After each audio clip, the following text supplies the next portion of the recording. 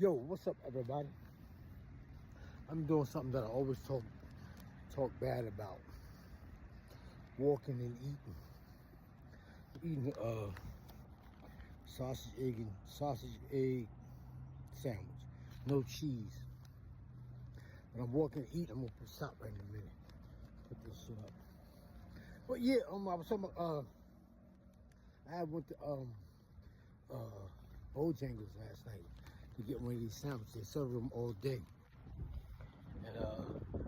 And the dude that made the sandwich, he comes right out the back and goes straight into the kitchen and start putting the food together. I'm like, well, wait a minute.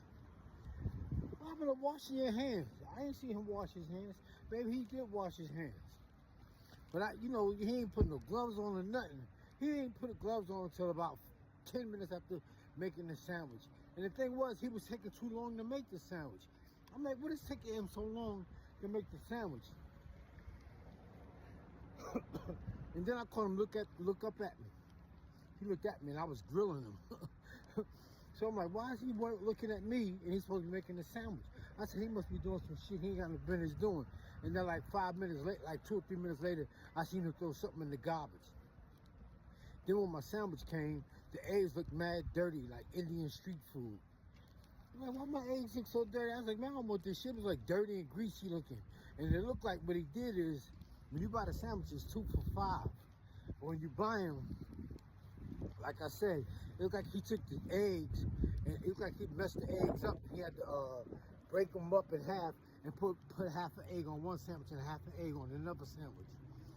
Now, I don't know, that's what I thought. That's what it looked like he did to me. That's what I started thinking, because the eggs wasn't nice and fluffy like they usually be looking. It was, like I said, it was like Indian street food. It was like mad dirty and greasy. I'm like, man, I don't want this. I was like, no, look, I don't want this. I just want my money back. It was like, you want me to make another sandwich? I was like, nah, I just want my money back. Why would I want him to make another sandwich if he didn't do it right the first time? You know what I'm saying? So rather than me just flipping out and causing a scene, somebody getting in trouble, I just said, no, I don't want it. I just want my money back. I left. I just did without it. I was waiting all day to get that joint.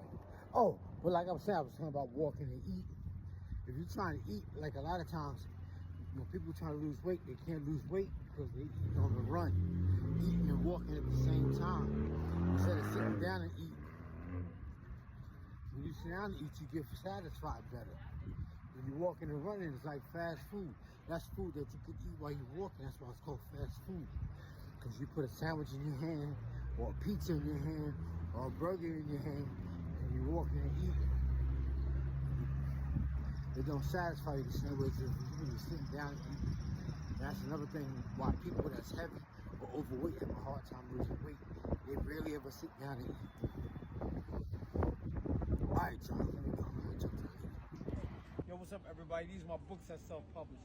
It's my poems, my jokes, and my New York City philosophy. This one is called Corner Stores in the Middle of the Block, because in my neighborhood, there's a corner store, but it's in the middle of the block. This one is called Don't Beat Your Children or They'll Turn Out Like Me. It's not a book about how to raise your children. It's me and my ironic things I see every day in America. Like, a good way to tell you're in a bad neighborhood is when you see a lot of churches or say send your children to school and teach them how to steal legally. It's the American way. This one is called Agitation Gets the Dirt Out, because I don't know it all, but I may say something to agitate you and how to get the dirt out. Like, dear police, you should stop and frisk white people too. They usually have better drugs. And this one is called Lying is More Provocative Than Hate. And what it is I got 3 books, 3 different covers, but it's the same book. Like this one says, I come from a place where the scent of roach spray still gets me homesick. Well, this one says, black cat struck by stray bullet, 9 lives matter.